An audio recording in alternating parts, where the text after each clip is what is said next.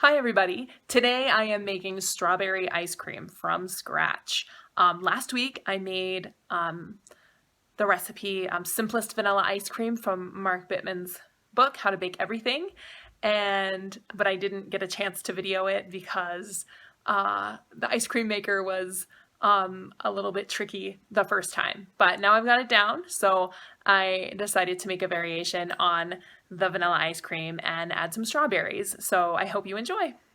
These are the ingredients for the strawberry ice cream. You've got cornstarch, half and half, some whipping cream, salt, sugar, and some strawberry puree that I made earlier.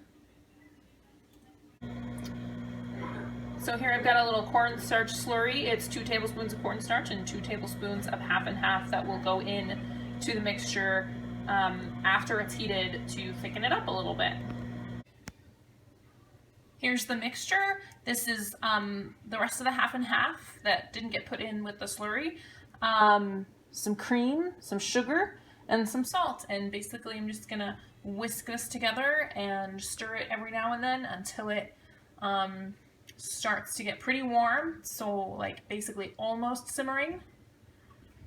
And then I will stir in the slurry and put the, cross that out.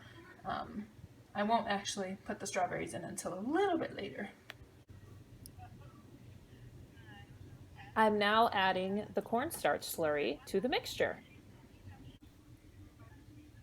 I just poured the mixture through a fine mesh strainer. Now I'm just adding the strawberry puree that I made earlier today.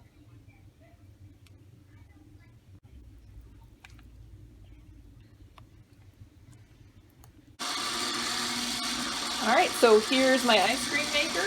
My mixture is ready to go. It's been chilling for about 20 hours or so. I put it in a pitcher with a spout just to make it easier, because you gotta pour it in that spot as the machine is going. So here we go.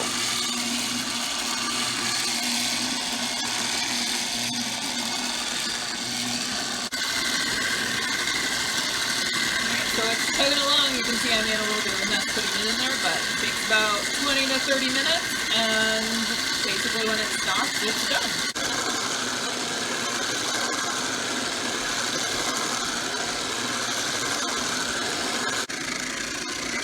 So it's been about 20 minutes, and it kind of keeps switching the blade back and forth like that, so I think I'm going to stop it, because it looks pretty thick to me.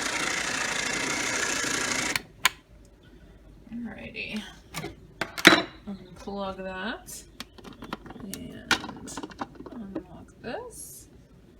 Yep, that looks thicker. That's actually the vanilla that I made last week was not quite this thick. Alright, so but that looks great.